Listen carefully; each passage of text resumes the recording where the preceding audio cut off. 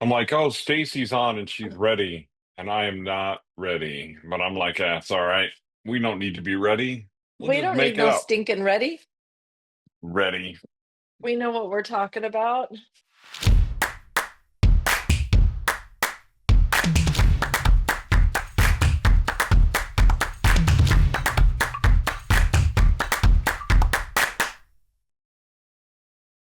Well, welcome everybody. This is Stacey with Pros Talking Prose. I'm here with the lovely, wonderful Troy Lambert. We are getting started. And the reason I look like a freak, and for those of you listening on the podcast, you should know I have an ice pack on my head and a pair of sunglasses on my eyeballs. Like I am like living the dream. There you go. Living the I'm dream or the nightmare over or the the nightmare. nightmare, I am whichever.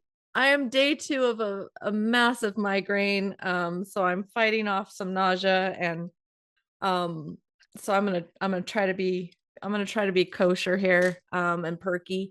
But Troy and I are gonna be talking about dual timelines today. And see, this is the kind of dedication we have to the craft. We work when we're Hmm. sick, we work when we're working. Yeah, we're work. Oh, yeah. Yeah. All the Yeah, time. all All the the time. time. So we're going to be talking about dual timelines. Dual timelines are great, and they keep a manuscript really interesting, especially if you know what you're doing. But that's the problem, right? Is a lot of times amateur writers or writers who Yeah, aren't familiar with this, they don't understand the complexities and maybe the nuances involved. But people should for understand that dual sure. timelines are awesome when it comes to writing, especially in mystery thriller genres. You probably see Hmm. this a lot in noir as well. Maybe these dual timelines, Mm, especially, yeah, I mean, if you're writing from an unknown antagonist and you kind of just get to see their eyeballs, and I don't know. Michael Brent Collins wrote a really great, it had a single timeline, but it was multiple POVs and going through that single timeline. And it was really interesting. But dual timelines are used a lot of times when you're doing epic fantasy, which I know is your all-time favorite hmm. genre. Oh, yeah. Well, and I mean, to be fair, this is why it's one of my favorite all-time Yeah, genres, is because so many people that do it that try to do it, that don't know what they're doing. they don't know what they're And doing. Yeah, that's, for me, that's where things start to fall apart, right. is the dual timelines, especially, well, we'll talk about it as we get through Yeah, we stuff. get But if into you it. spend Yeah, too much time in one timeline away from another, and that's often what happens in epic fantasy, then I no longer care about the other yeah, timeline. So I'm going to skip it. And yeah. that's not what you want people to do, is be skipping your timelines. Well, I'm gonna Yeah. I'm gonna show I'm gonna well we'll talk about it, like you said, a couple things, tips and tricks about how to make those dual timelines, especially for the modern and contemporary reader. There's a lot of old school ways that this was done with, like, Tolkien, and Lord of the Rings was one of the most prolific, I guess, or not prolific, but the most popular. But he made some mistakes, and I think Peter Jackson did a good job when he adapted the book to the movie and he fixed those mistakes. But again, it's one of those things that authors need to pay attention to, because contemporary readers are not as patient as older readers, or readers that are now long gone. So it's time Hmm. for you to kind of like bring up your knowledge when it comes to this kind of stuff. So the first thing I'll mention is that, like I said, you can have dueling timelines. I'm going to call them dueling timelines, but dual timelines, and dueling timelines in almost every genre. Hmm. But you like I said, you make sure that you understand this is a literary device. It's a literary device that usually creates tension. Oftentimes it helps you build in layered, nuanced themes and thematic elements, and it also helps you bring in character arcs that maybe you previously wouldn't have been able to bring in. So keep in mind that the purpose behind this is to bring in certain elements that you probably wouldn't have had you had a single timeline. Don't just do this because you want to. Make sure that there's a purpose behind it, because people are going to see Hmm. through just a surface attempt, and they're gonna, unless there's these layers that you're gonna be mindful about building, people um will not like it. Let's just be Yeah. brutally honest. Yeah, it's the thing is, okay, so very first thing that I'll say before we go too much further is that so I did this with one of my books with teaching moments. I have a dual timeline and a true dual timeline, thriller Mhm. type timeline. You don't know who the killer is, but we're getting a confession from them all Oh along the wow, way okay. and understanding a lot. And so by the end, you actually kind of like the killer. You're kind of Mm. sympathetic to the killer. Then you go, okay, now our detective has a terrible choice to make. Mm. And our killer has a terrible choice to make. Because if she doesn't take out the detective, who's now our friend, then she's going away. If the Yeah. detective doesn't take her out, well, he's probably gonna die. But, it's like, okay, well, shoot, I see you, I understand you, but I it doesn't matter because I have a job to do. you know. And so anyway, but I could not have done that 10 years before I wrote it, because I didn't have the writing chops to do it. So if you're attempting this in a first novel, Ooh, I highly advise that you don't. yeah, And I the, would the too. the reason is your first novel establishes trust with a reader, and what it tells them is that you're able to write and finish a story, right? And so I always tell people your first novel is all about kiss. Keep it simple. Keep it simple. Stupid. Keep it simple because you want to showcase the fact that you know how to do this craft. And the easiest way to do that is have a simple plot, relatively not exceedingly complex characters, things like that, that show that you know how to write a character, you know how to tell a story, and I can trust that if I open one of your books, I'm going to get a good story. Right. That's the thing you're trying to establish. So multiple timelines, first of all, is if you're new at this, you need to do a lot of study before you're probably going to be able to do this correctly. I Because would there's say a that, certain amount of feel to it, you yeah. know. And read some other books that have done this and done it well. Hmm. Because, and then you can pick up on the, like I said, the nuances and the devices that maybe worked and when it didn't work. What you Hmm. liked about it specifically and what you didn't like about it. So I mean, I think a lot of people think, well, I have a good story, so I can write a book. And they don't realize that there's a lot of work involved, and study is definitely one of them. It's not Hmm. everybody's a great storyteller. We all might have a great Hmm. story, but not everyone's a great storyteller. So learn to be a storyteller if you want to write a book. Hmm. So I think that's our good upfront disclaimer there. Foundation. Yeah, Yeah, good there's, foundation. yeah. So I'm gonna bring up some kind of strategies, and then I guess what Troy, I mean, you've got experience in this as an editor, author, publisher, whatever. Um, uh, ditto. I've only had maybe two in the hundreds of clients that I've had so far. I've probably only had about two that have attempted this, and one did it well. I was impressed. The other, not so well. So I've got some good advice there. But as far as like what not to do, and what worked, but also I'm a voracious and avid reader. I love dual timelines, especially when they're done well. Because yeah, they Hmm. do kind of really add to that.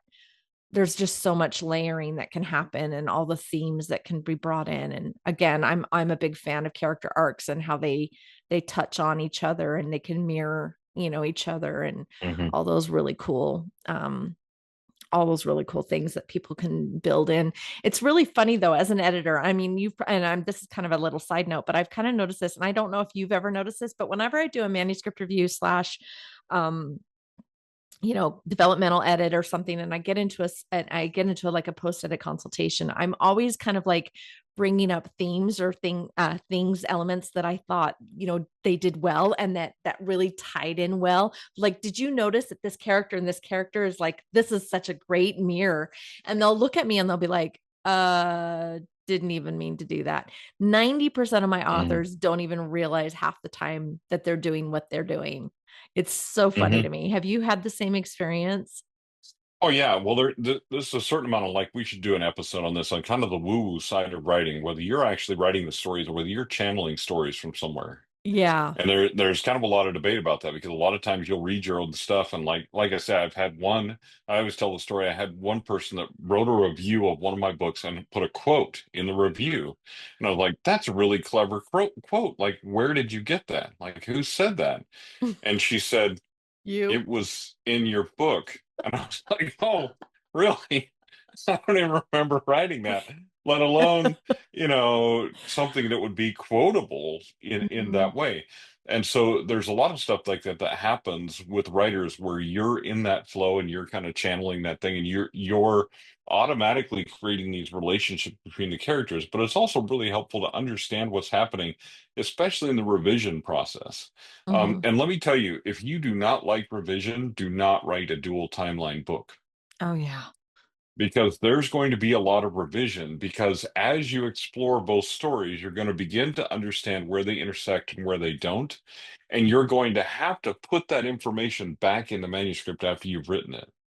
Right. So there's a couple different ways that I've done this. I actually did it with another book too, where it wasn't a dual timeline, a dual POV necessarily, but it was a single POV from two different time periods, Oh wow. extremely Oh, different that's time a periods. yeah, that's cool. And so all of at the beginning of each chapter was literally just a flashback from this character, which completely tied into and explained why that chapter was there. Well, what I had to do when I revised it was make a couple of different binders, a couple of different documents, and one was only that backstory, and one Mm. was only the book story to make sure that both of them worked. So Yeah. if you don't like that type of detailed diving in and revision type of things, this is not the way for you to write a book. It's just not the way to do it because it's Right. going to be a lot of work. There's a Right. lot of work And involved. I mean, it's a lot of work to write a book anyway. In fact, I was just talking to a client the other day and she was like, she was realizing that she had started the story in the completely wrong place. And so Hmm. basically, I had her starting her story. I told her she needed to start her story about 40, 50 pages in.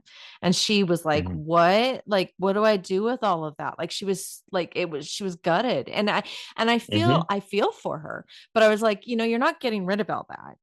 I mean, that's all backstory that you need as an author to understand. But also, I mean, your characters know this backstory. So keep in mind that as the information comes up in the story later, like as people refer back to this information, this is where you trickle and, kind of like Hmm. sprinkle this in, but you don't give the whole backstory. You only need to refer Hmm. to it and people will go, whoa, what about this? And the Yeah. other aspect of this is you're going to write all this out, but you never throw it away because this is all sorry about my dog. I'm going to try to shut her up. Hold on a second. Okay. There, I yelled at her. Um, so you're going to use that for lead magnets. You're going to use that Hmm. information, and so don't ever get rid of it. It's not horrible stuff to have. But yeah, I guess our first tip then, I mean, if we're just going to dive into what you should do when you're Yes. doing this, the first thing you need to do is, like Troy said, is you need to know the entire big picture first. So, Troy, you kind of outlined a little bit how you do this, how you kind of like write these two backstories out and everything. What other kinds of tips or tricks do you have for people to kind of help them understand? Because I mean, when you say know the big picture, we're not talking about you have to write the story and then you can figure out the dual timeline, but there's a point to what we're saying. No, but that is a method. So here's the thing. All the time you'll get discovery writers that say, well, I don't plan anything out in advance. So they're literally just like, I'm just going to write it and then I'm going to figure it out. Well, with a dual timeline, you're really going to have to figure that out in revision. So it's going to be a long revision process and it's going to be a challenging revision process for you, right? If you're a planner, you're going to have to plan out both timelines, but also understand that just like your book, if you're writing a single timeline, flows and changes as you write it, both timelines are going to flow and change as you write it. So you're going to have to revise those later as well. So I would say, even if you're a discovery writer, if you know the seven major plot points on each timeline, you'll be better off because those things kind of need to line up. Because you can't have a dual timeline where the inciting incident in one happens in chapter two and the inciting incident in the other one happens in chapter eight, because it's going to feel jarring to the reader because we've already had the inciting incident. So those inciting incidents need to, first of all, relate to each other and happen around the same time. So those major plot points are still going to have to line up. You have to have the midpoint of the book has to line up. The midpoint of one story has to almost line up with the midpoint of the other. You can have them a little bit off from each other, but not very much because all the reader will know is there's something wrong. They won't know Mm-hmm. what's wrong, but they'll feel like your timing is off. And the reason they feel like your timing is off is your timing is off. And Your pacing is off. this is what I was referring to earlier with Tolkien's big mistake is that he had the timing all off on these dual timelines. Mhm. So that was the thing that Peter Jackson had to fix when he was filming the movies, as he was having to line up the Battle of Helm's Deep and the battle with Shiloh, and making sure that all of those lined up, because the character arcs that Sam and Frodo were going through was not matching up with Aragorn and all the other characters. So Mhm. the thing that you need to realize is that, like Troy said, it's line these things up. And sometimes it's going to require you to shift a story up or down in the Mhm. timeline or in that telling of that story. And don't be don't be discouraged by that. Just understand that it makes more sense that way, because you have to have things moving along at the same lick. Mhm. Basically, it's like a horse race and they have to be kind of neck and neck. Hmm. Well, and also kind of understand. So your protagonist, if you're telling this in a protagonist and antagonist point of view, like we often do with thrillers, right? One Mm-hmm. timeline, one POV is the detective and the good guy, one POV is the bad guy. Understand that their timelines are opposite. So Mm-hmm. the midpoint or the darkest moment for the protagonist, for instance, may be a very bright moment for the antagonist. That's okay that those line up that way, but just understand that that's what's happening. Your antagonist may not have a dark moment right at that time because things are going well for them because the detective is having a really hard time and that's exactly what they want. So that Yeah. can seem like a false victory. So when you're doing this, sometimes our conventional plot points won't necessarily line up exactly. When things are going well for your protagonist, they're going poorly for your antagonist because really, one of the things that a dual timeline can do is bring in fresh conflict and tension. Oh yeah. Okay. And Mm-hmm. that this is true, like you do a dual POV romance, for example. So typical romancing the beat, right? Mm-hmm. The guy wants the relationship, girl doesn't. Guy decides, I don't want this relationship. The girl says, Girl wait a says, minute, wait, I want it. I do. Mm-hmm. Right? They're going in opposite directions. So Mm-hmm. that's what you have to be looking at those arcs of where they intersect and where those moments are high and low for each of the timelines in each of the characters. Mm-hmm. So it's okay for them to be opposite, but just you need to really understand what those moments look like and decide how much of those you want to show for each of those characters and what you Right. want that to look like. Right. Exactly. So, um, like you said, births, deaths, milestones, all those things, make sure they line up. So this is going to become your master timeline when you get this all figured out. And what Hmm. you want to do, and I always use this as an example for anybody writing a story, but it's always a good idea to know where the end is going to happen. You don't have to write the ending, but you have to know how it's going to end. As an author, you have to know what destination you're heading to. Otherwise, you're just flopping around out there, and who knows what's going to Hmm. happen. And if you're a pantser, I mean, I get it. You don't want to like map that out, but to truly be a pantser and not have an ending, you don't know ever when your story's going to end, and it kind of just never really comes together. So just make sure that you have a destination in mind, especially with this type of writing. You have to kind of know where everybody's going to Hmm. what the ending is going to be. So then you can like timeline that out. I recommend there's a few tricks and tips you can use. You can do color coding for your points of view. Your timelines can, you know, can have a red timeline, a green timeline, and then put your different shades of red and green depending on who's what characters are in that timeline. You can build that out on like a whiteboard or on a wall with post-it notes. But Troy, you also have some, you're a gadget guy and you're a software guy. So I'm going to let you kind of plug some of the softwares that you use to kind of help manage your timelines.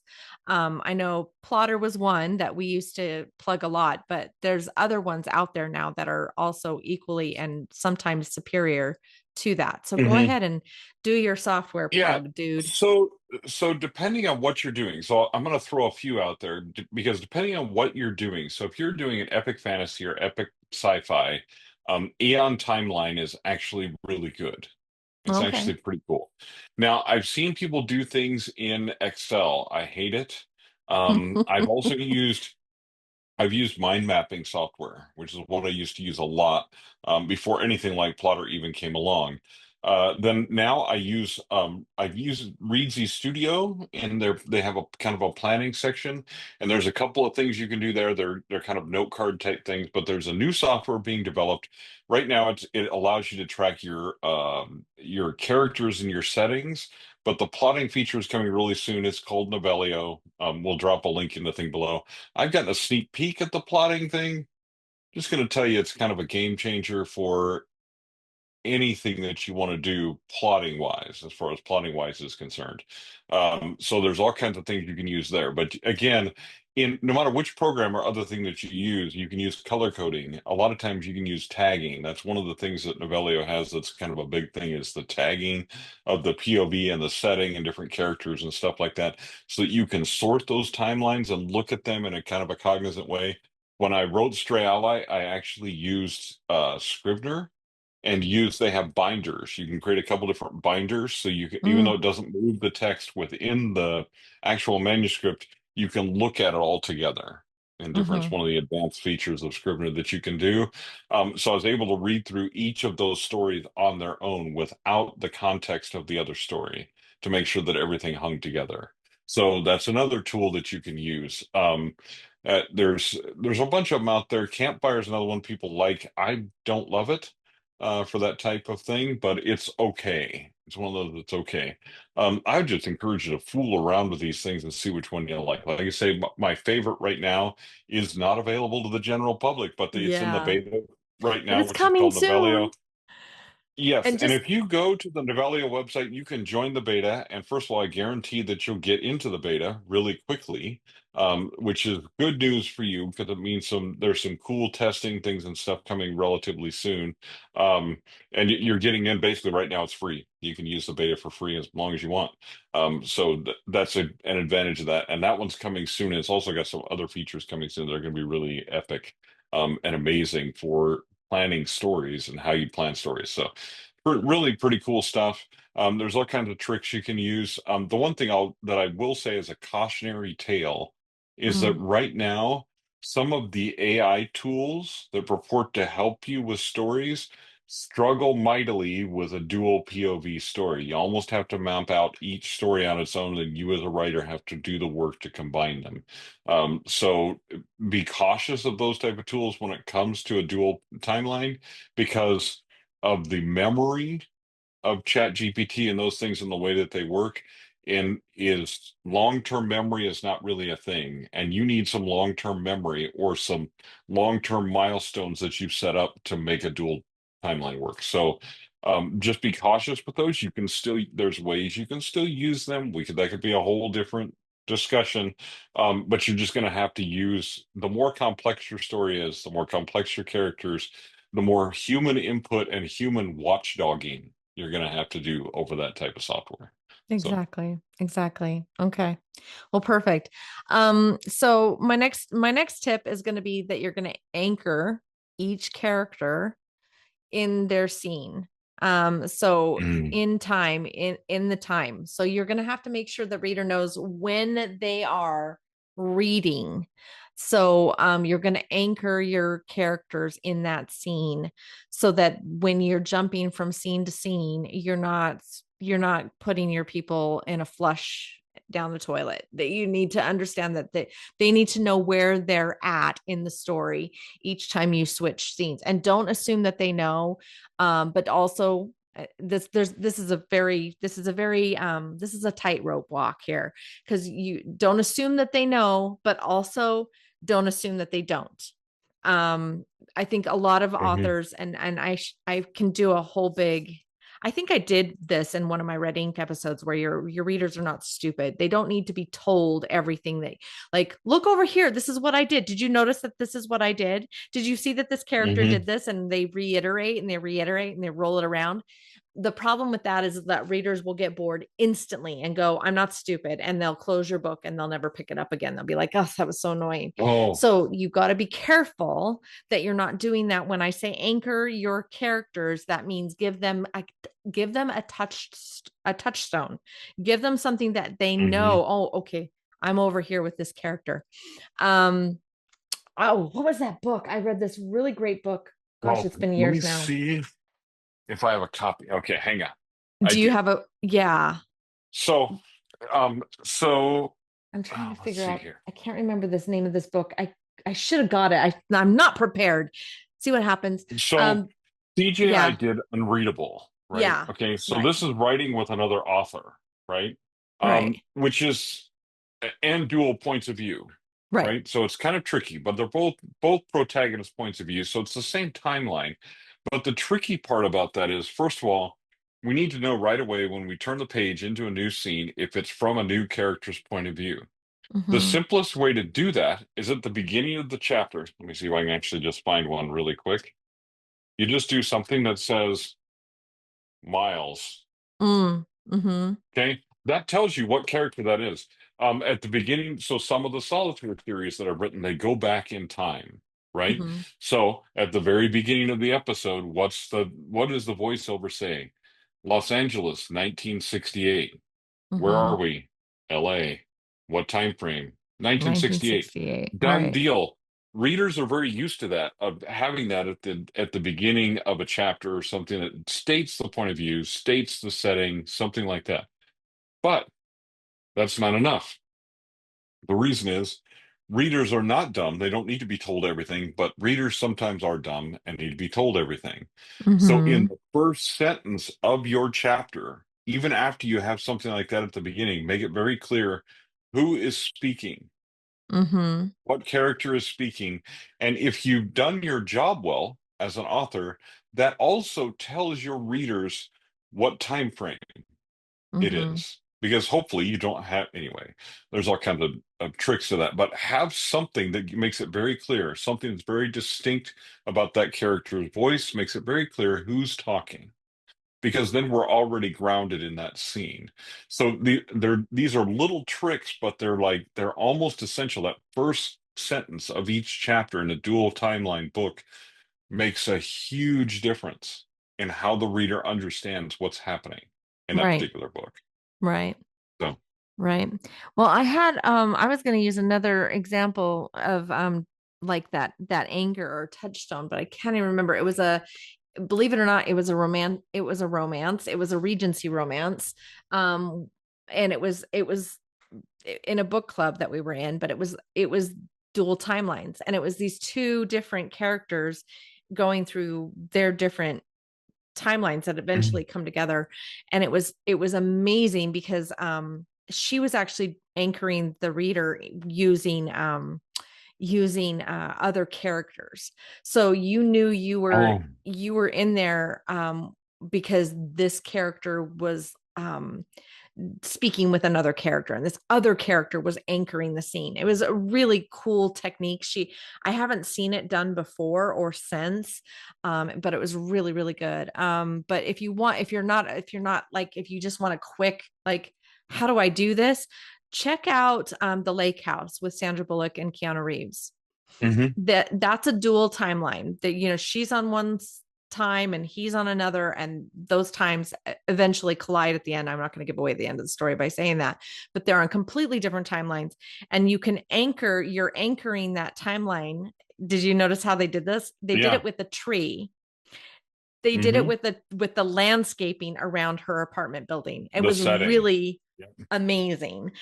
Gives me goosebumps just thinking about it. But it was so good. And but yeah, that's, I mean, you just want to anchor your scenes so that you Hmm. understand where you're at.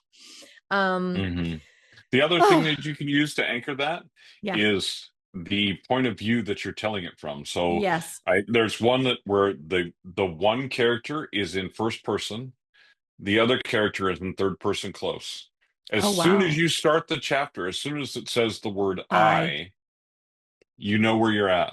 It's all that you're doing is the same mind game. So we as writers play mind games on ourselves, mhm. just in case you guys didn't know, but we actually do this so that we get anchored in our scenes, but also to keep us moving throughout writing Right, a book and things like that.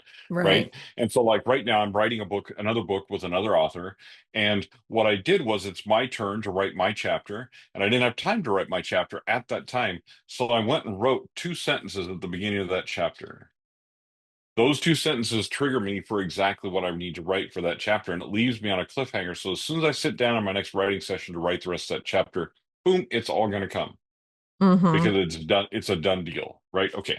So anyway, but all of that being said, the there that's just another way that you can anchor yourself and your reader in that particular character is you're telling that character's story from a different point of view, and that gives you an anchor into that story and helps you write it differently so that they don't sound the same and the voice sounds different and things like that.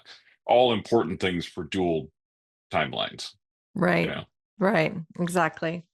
So yeah, just it's really fun to do this. Oh yeah, I actually get really it excited is. when we're doing this kind of stuff because I'm like, oh, ooh, you could do this, you could do this, you could do it's just Hmm. so many good ideas. But okay, I will caution you on this. Using parallel arcs carefully and wisely. So we talked about this a little bit, making sure that your inciting incidents match up, your climaxes match up. This also is the same for your character arcs. Make sure that Yeah. you're, we are a character driven society at this point, so we're not plot driven, we're character driven. What that means is your characters, they're being propelled or pushed through a plot because they have to be. They're not moving through a plot just because it's, the next day and the next day. I mean, people don't exist. And this, I mean, a good example of this is I had a client once that came to me with an amazing story. It was actually a really good idea. But one of the things that was wrong with her story is that the character was moving through World War II, and she was Oh. going through these different scenes in this book, and each time Mm. the scene was happening, this character was just there, and it didn't feel like it was she had a reason to be there. Like there was no real drive or purpose Like for no her motive. being in that No scene. motive. Right, there was no Yeah. motives, there was no stakes for her personally.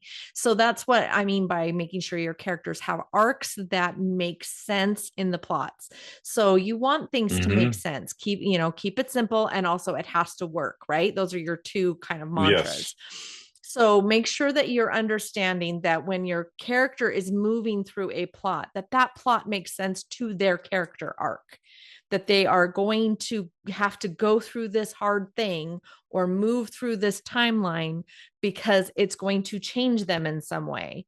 And that is the Hmm. same for everybody in their multiple timelines. And Hmm. this is the same for side characters. This is the same for your antagonists. This is the same for every character. Nobody's a bad guy in their own story, and everybody's the main character in their story. And that includes your side characters. So everybody has a motivation, everyone has a reason. And so if you have something going on and there's a plot that's moving forward and these people are involved in that plot, ask yourself, why are they there? Why are they there? What's their Hmm. purpose? Why am I writing this scene? Does this move them closer or farther away from their goal? Hmm. So make sure that you're paying attention to those arcs while you're writing your timelines. That's Right. my, yeah. And so, and in each situation, each character has a goal, and the conflict in each scene should be contrary or in support of that goal. Kind of like Right. Stacey was talking about. It's either moving things forward or moving them backwards away from their goal. Right? If Right. it's not doing one of those things, it doesn't belong. This is where we get the little side quests where the guys are just off. Yeah. I'm going to go for a walk in the woods. And you're like, why in the hell are we Why? walking through the woods? Right? No, Right. we don't need to be walking through the woods because that in the middle of the story, because that doesn't tie to the actual story. The other thing is, let me offer you another kind of broad piece of advice that is true most of the time. And I'm going to give you an example. But most of the time, the story really is still one person's story. Mm-hmm. There is one primary main character, and the other points of view and the dual timelines are their stories. So, one of my examples is my book teaching moments that we were talking about, right? Or actually, I Mm-hmm. can use unreadable that we were just talking about, right? Primarily, it is Harper's story. Miles is the love interest, and he helps her in the story, and it is kind of both of their story, but the primary story is Harper's, right? Right. That's the primary story. But I'll give you a more complex example. If you've seen the movie Crash, if you haven't seen the movie, you should Mm. watch the movie Crash. But there are four very distinct and different timelines and stories that are told in that movie, right? But that movie is about one person, the young cop. His story is the one that weaves from beginning all the way through the end. Every other story is related directly or indirectly to his story. Right? All the other stories get resolved too. They're all sub stories, they're all from different points of view. But when you break it down to the actual plot, he's the one that the story is about. So keep that in mind. There's always somebody that leads, and always one of the plots leads above the other. So one is always a plot, one is always a subplot or several subplots, but there's always one main thread, one main goal. There should be. There are exceptions to this, but they are few and far between. Most of the time, something takes the lead, a primary plot takes the lead, and a primary character takes the lead, and the other things are in support of that and provide extra tension and conflict for that plot. They're touching on that plot at key points. So just Right. keep that in mind.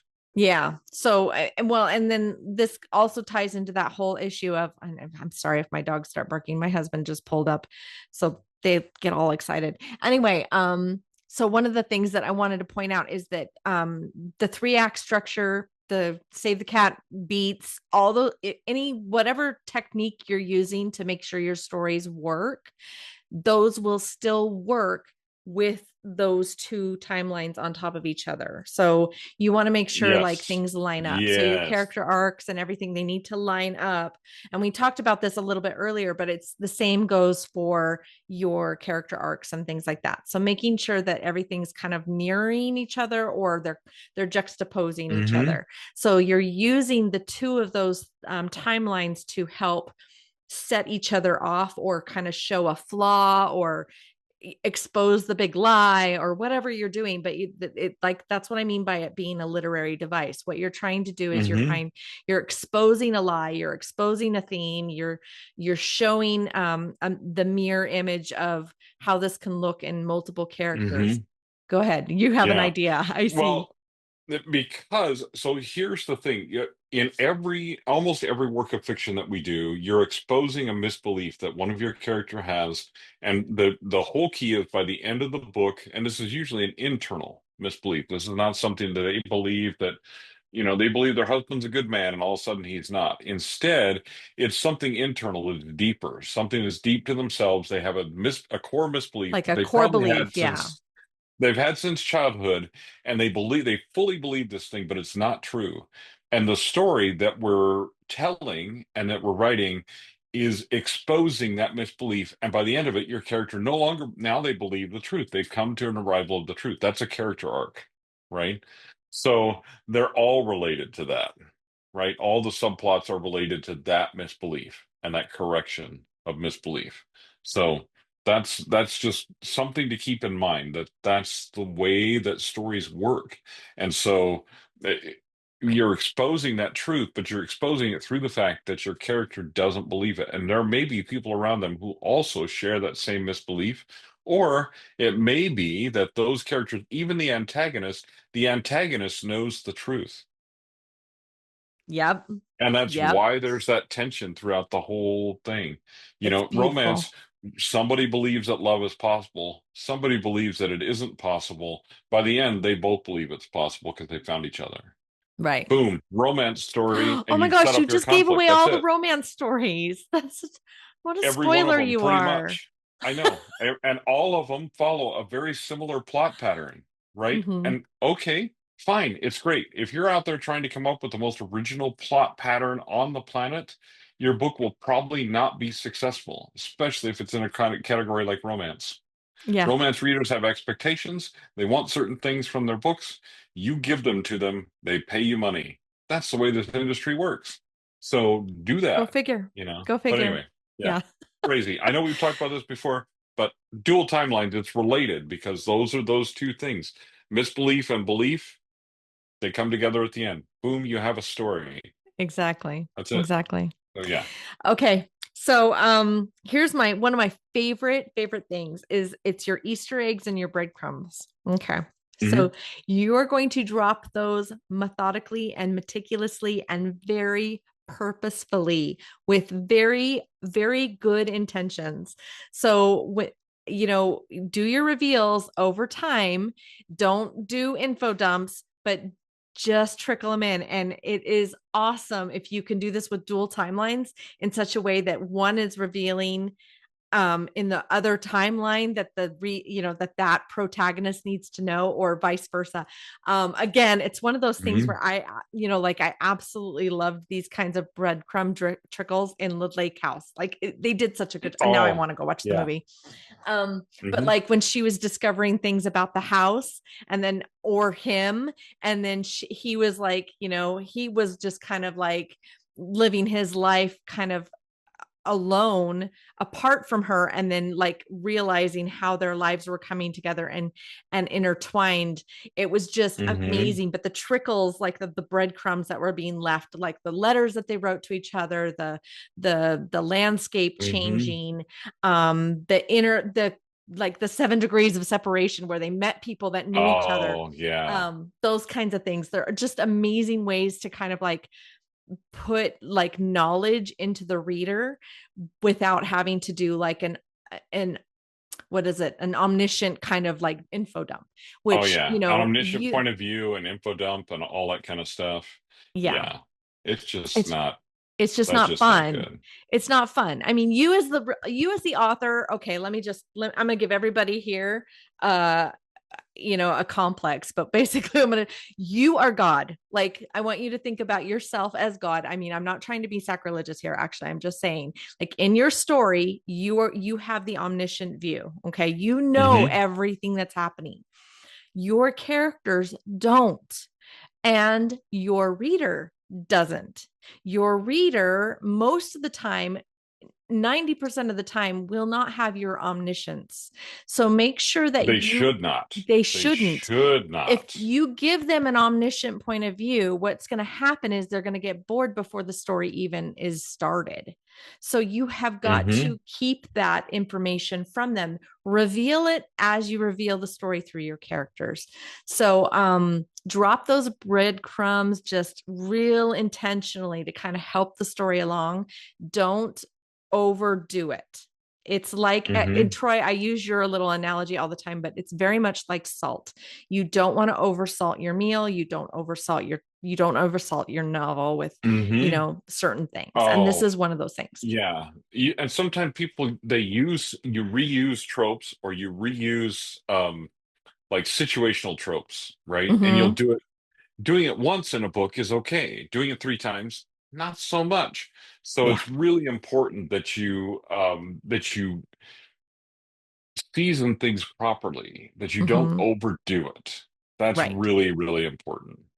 And again, So you can do yeah. this with these different softwares that Troy talked about, and the post-it Hmm. notes, and the, just drawing it out on a huge piece of paper. However you want to do this, draw it on a wall. But by using these little breadcrumbs, you can kind of move them around and figure out where they need to happen in order to help those arcs work and help the beats Hmm. hit and help the climax be in the right place. It's all about timing everything and seeing that big Hmm. picture. Absolutely. Absolutely. And yes, because the timing in a dual POV book is so much more critical than it is in any other type of book. Mm-hmm. It just is. And I wish that I could, wave the magic wand and tell you there's a simple way to do it. And, there's just not. Like it's just complex. But man, when it comes together, you notice that we're talking about books and movies and stuff that have done this well, that we get excited, right? Because they're really, really amazing pieces of storytelling. Mm-hmm. So don't shy away from it because it's hard, but just understand you're setting yourself up for a challenge and it is hard, and that's okay. It's okay for Mm-hmm. writers to have to do things that are hard. We all have to do things that are hard, right? But that's just to, It's throw just it a out challenge there to and, overcome. Yeah, it's just a challenge to yeah, take on. Like, and and if just you know, can, yeah, fantastic. I want to edit it. yeah, exactly. Right, exactly. Well, yeah, and if you're struggling to do it well, get a book coach or developmental editor to help you. I Mm-hmm. mean, because we can help see your vision and help you understand where you need to go with it, or that maybe this is a story that shouldn't be told from two points of view, Right. right? Right. The reason you hire a professional is because professionals know, right? Mm-hmm. And they're going to help you with your process. So trust them. Trust them. Right. We know what we're doing. Like we know.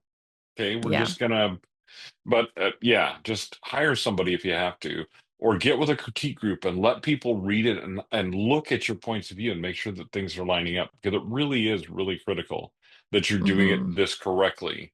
Of all the types of writing and novels that you could write, this is one that's just like you either hit or you miss. There's no middle of like, you kind of did an okay job. No, Yeah. you're either going to do Yeah. well and excellent or you're going to not do so well. So, Yeah. yeah. Yeah. So, like I'm gonna lean into what you were saying a little bit and kind of give some general bits of advice in terms of like writing and the revision process. First and foremost, I want you all to understand and know that it's your work. And Troy, we've said this before, but nobody's gonna love your work more than you. So Hmm. if you want this to work and you want this to be good, you're going to have to put in the work. That's number one. And so when you go to a developmental editor or a plot doctor and they give you your homework, don't don't expect that you're going to be able to get an editor to I guess my word is here, don't expect to hire an editor and them to immediately go, oh my gosh, your story is perfect, I'm just going to run right into copy edit, and you're not going to have any problems, especially if it's your first or Yeah. second or third or fifth or 10th novel. Very rarely, I don't think I've met one client yet that the story was perfect. There was stuff that needed to happen, Oh no. and a lot Yeah. of times I'm hired um, as a copy editor, and I find these things in copy editing, line editing. I'm not hired as as a developmental editor or a plot doctor, and I'm in there just doing grammar, and I'm finding problems. Now, Hmm. does that mean that the author can choose, especially if you're self-publishing, you can choose to fix those problems or not? That's up to you, and that's going to be on you. But don't get discouraged or think, oh well, shoot, I didn't do it right the first time, so I'm going to chuck the story out the window. Because there's no story out there that doesn't take revision. There's not one Hmm. good story that you can't name one that came Well, out yeah. first Okay. draft. So just let me just put it in perspective. Okay, I've written over 30 novels, tons of Mm-hmm. nonfiction, all kinds of stuff like that. And every time I sit down to write something, I write a bad first draft. Bleep. Get on that, Sydney. Bleep that out. Anyway, my apologies. If you're going to be around writers, you might want to get used to that type of language, Yeah, just you to might let you get, know. you But might, anyway, well, we hope um, you don't get offended because we kind of have potty mouths. yeah, exactly. But I mean, the point is, everybody writes a terrible first draft because Hmm. that's what a first draft is. I love Anne Lamont's thing of a first draft's only job is to exist Yeah. because you've told yourself the story now, and now you need to go back and revision. Please don't make the mistake. I had somebody recently who sent me a manuscript for manuscript evaluation that was a first draft, Ooh, clearly. Okay, so ouch. the problem is it was 80,000 words of a 60,000 word story, Mm, and the problems were multiple, right? mm. Multiple to the point of like either I have to do some book coaching with you or do a really expensive developmental edit, or you need to go back and revise this. And here is your list of advice. Sorry, it went on for 4 pages. That's, I mean, that's just the reality of the situation. So just to put it out there, if you think that someday you're going to arrive as a writer and write a great first draft, good luck, my friend. Yeah. Okay. There's usually at least some revision where you're going back and revising. Now, some people have this amazing ability to revise as they go. And so they Wow. come out with what That's looks magic like a pretty powers. clean. Dean Wesley Smith is one of them. He's got a system he uses, and he comes out with a pretty clean first draft, Did he sell right? his soul to the devil? No, I think he just, for some people, they figured out how their brain works in such a way that they can do that. That's awesome. It is amazing if you are able to do that. Sometimes when you're writing a book with another author and you're helping each other edit along the way, Yeah. you can come up with a pretty clean first draft Hmm. because you're both thinking things through and doing some revisions as you go. So Hmm. absolutely, is it possible to come out with one that's pretty good? Yes. Totally doesn't need an editor, error free. Nope, No. not gonna happen. Dual timeline that's totally error free. Good luck, my friend. I don't know a single person on the planet who's done it. So just, if you get discouraged in revisions, understand everybody's doing it. If you're looking at somebody else's finished draft and comparing to your first draft, that's why you feel bad about yourself. So stop doing that.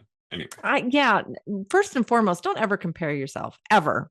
Don't ever do that. It's just that's stupid. it's so stupid. And this is advice that I have to tell myself often because I always find myself doing this where I'm always like, oh man, why can't I be like that? Or why can't I do that? Like this And person. Yeah, yeah, yeah. yeah, yeah. And why, Exactly.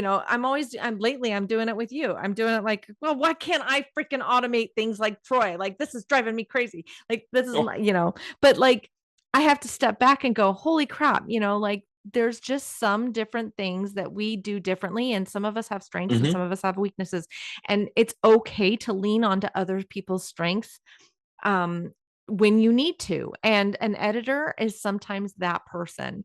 Um, hmm so don't ever feel like you're a failure because you got edits back from an editor and they were I'm working on a manuscript right now and I think he's gone through 7 years of edits. Like it's just there's so many cooks in this kitchen I can't even keep them straight. Like there's just and hmm I'm just one of these many. Oh, And yeah. it's just because it's been ongoing forever and it's fine, but it's like one of those things where at some point you're going to have to say, okay, I'm done and ready to move on to the next project. And that's okay too. But know that with dual timelines, particularly, that you're not done with this story until everything lines up and that you have all the things in place that you need to make sure that all your characters that you've done this gone on this journey with end up where they need to in the end so that you're whatever type of story you're writing, whatever genre,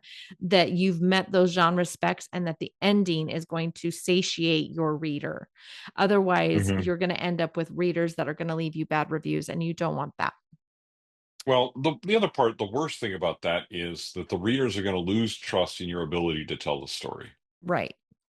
Right. And once they lose that trust, they don't come back to your books anymore. A Mm-hmm. bad review is one thing, but losing a reader who was really reading and enjoying your stuff, is way more Way costly. worse. So Hmm. don't do it. I mean, if you have questions, stop, slow down, ask someone, that type of thing. Just all the advice that I can give you is that, just like in any other business, your net worth is in your network. Man, talk to people. Dual POVs is one of the trickiest and most amazing and toughest and coolest and sometimes most terrible things that you can write. So you just have to find a way to work through that for yourself. Yeah. Yeah. So, Exactly.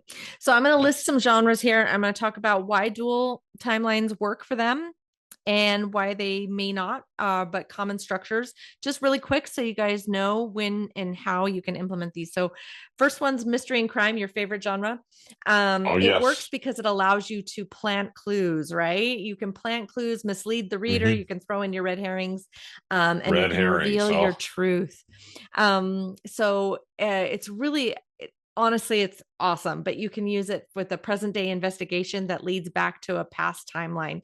I love the movie with Caviezel and what was it called? Where his dad dies and he was the firefighter that looks back in time. oh, You know what I'm talking about?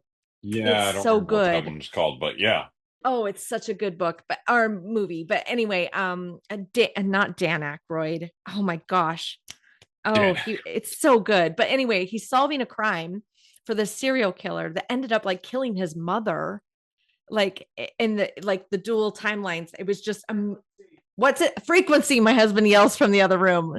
Yes, yes, Frequency, yeah, that is but correct. they anchored the story and the timelines using the aurora borealis and this radio, and there was like the like marks in the desk, and like, oh, it was Oh yeah. fabulous. But he was dropping clues throughout. Dad was like planting clues from the past to the detective son in the future, and it was so cool. But anyway, so that really worked well.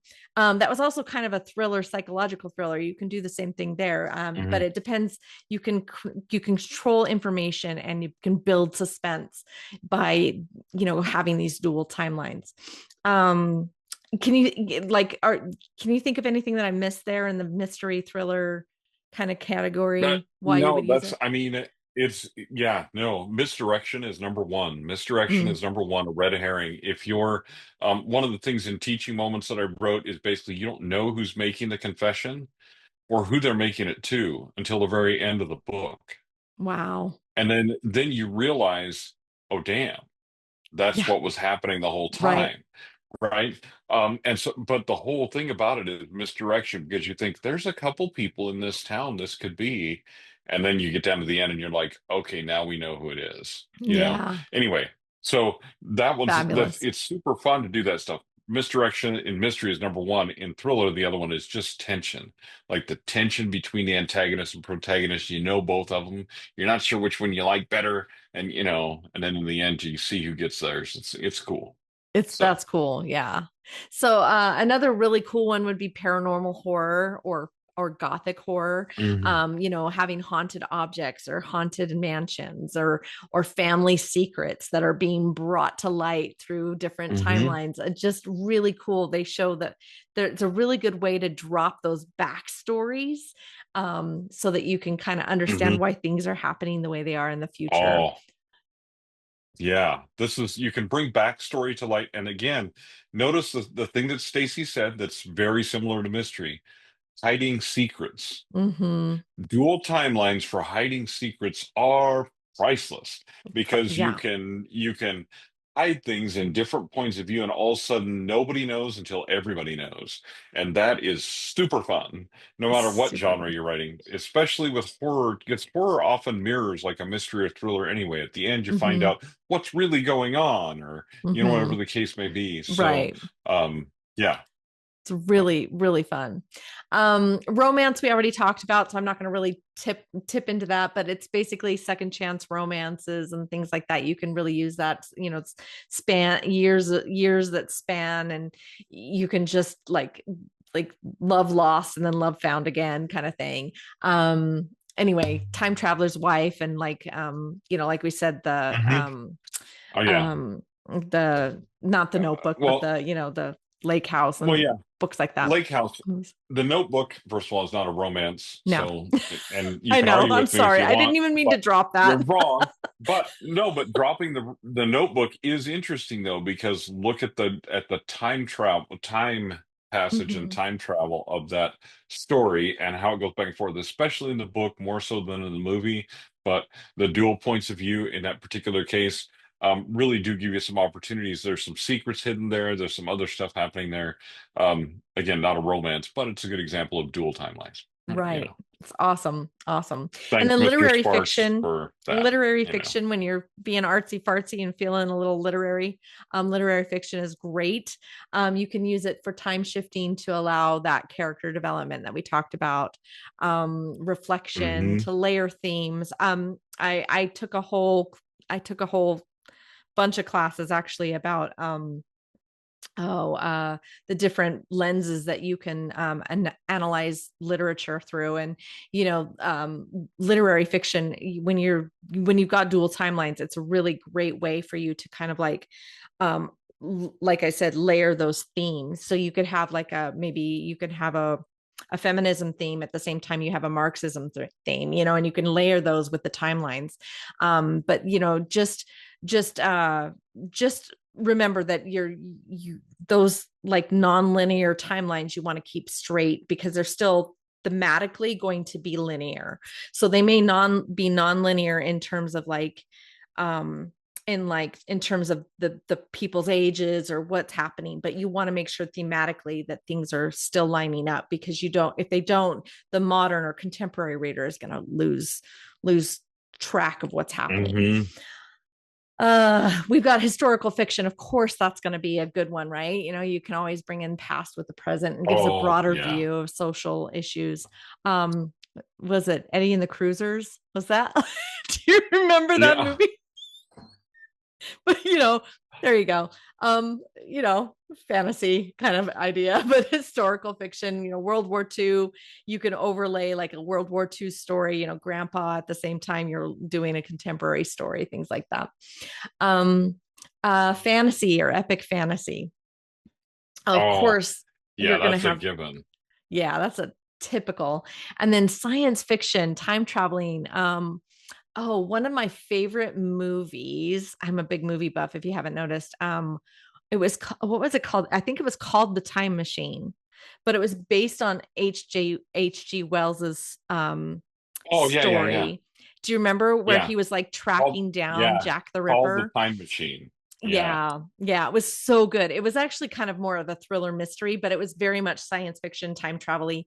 And he was traveling back in time, and he found out that his best friend in the contemporary time was actually Jack the Ripper, and he was going back and he was killing women. It's just cool, time loops, things like that. Like Hmm. very cool way to have those multiple timelines. Oh yeah. Well, this brings up the good point that multiple timelines do allow you to blend genres. Oh yeah. Mm-hmm. That's it. It's another thing that you can do is you can blend genres. Like that very much was a time travel mystery, but it's Mm-hmm. very much a mystery, very much a time travel story. You're hitting both markets. It's beautiful.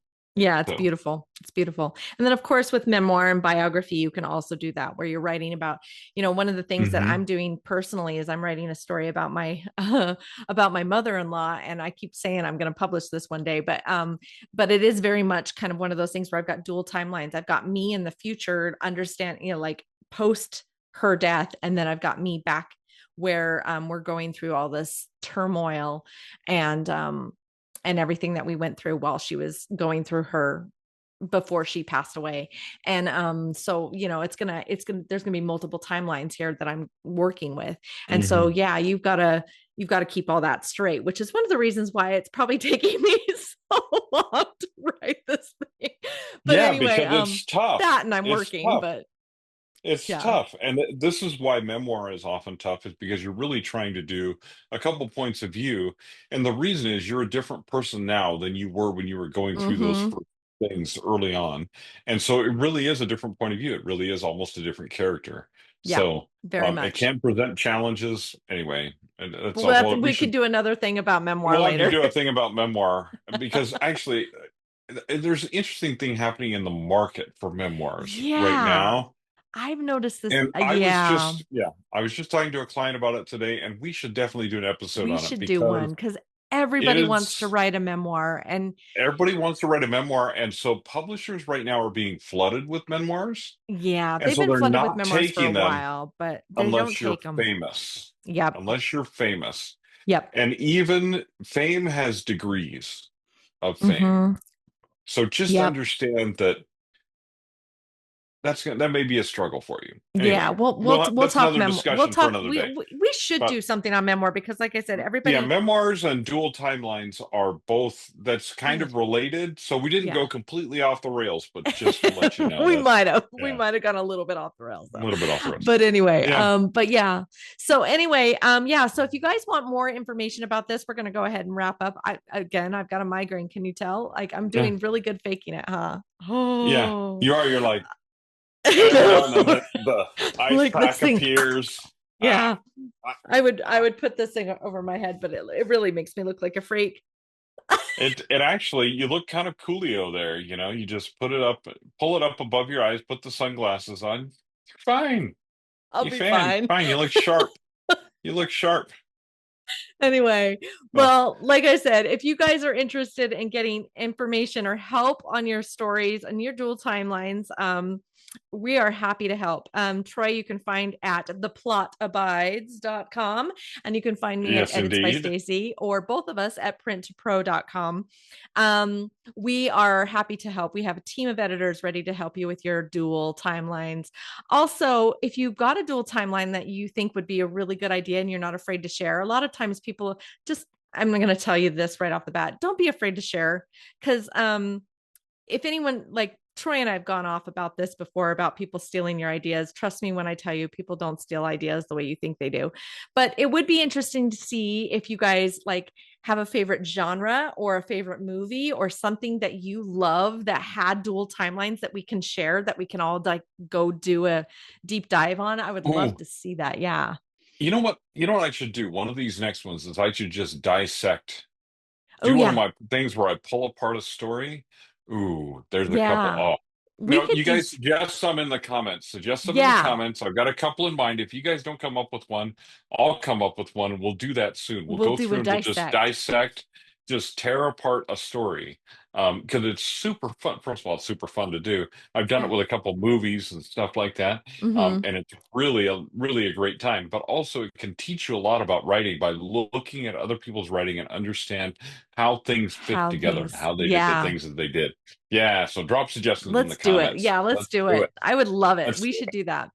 Okay, perfect. Well, again, if you also have a topic that you would like us to hit on, we would love to hear from you because we, right now what Troy and I are doing is giving you just a fly on the wall kind of view on some of these topics that he and I love to talk about. But if you have something that you want us to hit on or you're curious about or that you're struggling with, hit us up. We're happy to help. We're more than willing to dive in and see what we can do to help you guys out. So that's why we're here. So anyway, we're glad you came. Subscribe, like, do all that thing, notify, All the so things. it really does help us in the algorithm. Since we've been getting likes, we've been like getting more notice so that we can end up and help out more authors. And we would love to just help more authors. That's why we do this. So like and subscribe so that more people will find us. And then, we're on all the other podcast platforms now too. So if you're wanting to listen to us on the go subscribe to us over there on like Apple, what is it? The Apple Books Apple, and Spotify, Apple Spotify, yeah, Podcasts, all of them. Spotify, all the Podbean, things. whatever. You Yeah. can find us. Pros Talking Prose. Yeah. But anyway, thanks everybody and happy writing. We'll see you next week. Bye. See you next week, everybody. Take care.